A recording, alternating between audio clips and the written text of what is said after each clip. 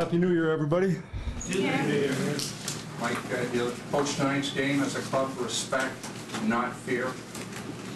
Yeah, I mean, they're a good team, and, you know, we're playing the best team in the league right now, and if you want to be the best, you got to beat the best. It should be fun. I like their hockey club. I like the energy they play with. I like the way they've built it. I like the way they've moved past players when they thought they should. I think they've done a real nice job. You get Naz back, can you talk about the coverage that allows you at home? It's not tonight. Yeah, better know. Naz, you got to remember we had Christmas break, and then he played, I think, 2 shifts. So we got to watch him closely. He'll have to have those feet going. What have you seen from Freddie the Goat over the first 3 months of the AHL season that you feel might? Well, I've liked Freddie better in the NHL than I've liked him in the American League the whole time he's been here. He's played good for us when he's been here. We had to do things in the summer because he got injured, and we always planned on ideally he'd have an opportunity to play on his team. Now it's real simple for him. He's got to play well defensively. He's got a penalty kill. He's got to win face-off, and he's got to be abusive. If he can do all those things, he can play every day here. What benefits do you see of having a really home-heavy schedule after all your long trips are now finally over? Well, I mean, I think we should be better at home. I mean, I'd like to be 50-50, to be honest with you. The wife gets tired of you being around the house too much, and so I think any way you look at it, we had a tough grind here, and now we got to get going at home. We got to establish ourselves as a real good home team. I think good teams normally do that. I don't think we've been as great at home as we were at the start, and we got to get better at it, and here's an opportunity for us. Eric's been in and out of the lineup throughout the season. What do you need to see from him so he can become an everyday player? You got to play quicker, got to play harder, got to be more assertive, you got to be better defensively. So, you know, these are all things him and I talk about on a regular basis. You're always, you know, some guys are just in every night no matter what they do. They've earned the right to be. Other guys are on a tryout every night, and they think it's going to end after 1 year and usually lasts about 10 their whole career.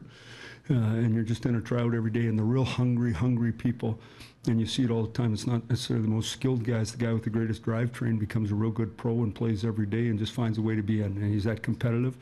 And so that's the ball's in his court. And, you know, when you're in those positions, there's someone in the minors trying to take your job every single day.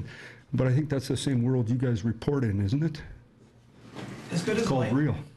As good as the Lightning are, is there a benefit to playing them 4 more times now in the back half of the year? Well, I mean, I like playing the good teams. I like to think that we're a good team.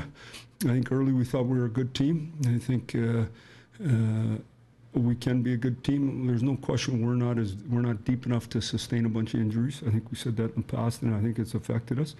And saying all that, though, is, you know, all you do is you look at what you did in the first half, and you put it in the bank, and you get ready for the second half, and it's the real one. And we got to get a lot better if we're going to keep playing. That's just the way it is. Mike, if the players are more jacked for a game against a really good team, and the best players like to measure themselves against the best, is it the same for a coach?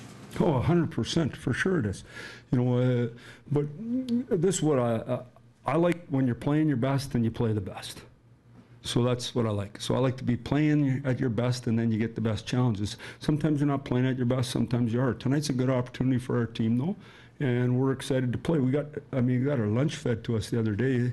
They skated by us like we were standing still in the first period. The first 3 shifts, we dominated the game. After that, for the next, we gave up 10 scoring chances in the first period.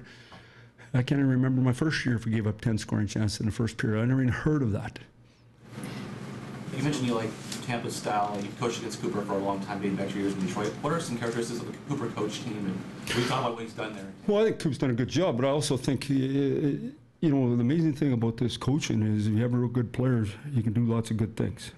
And he's got a high-end hockey club. They've had it for years. They've changed their team a number of times now, and like, I like their team. They play fast. I think the point kid has really given them more options. They got lots of centers on that team. They got centers playing on the wing. They got centers playing at center. They got too many centers, actually. To me, that's how you build a hockey club, and a nice back end. And they got real good goaltending. They had a goalie there, and they moved him on, and suddenly the other guy seems to be real good too. So that, to me, sounds like a real good program.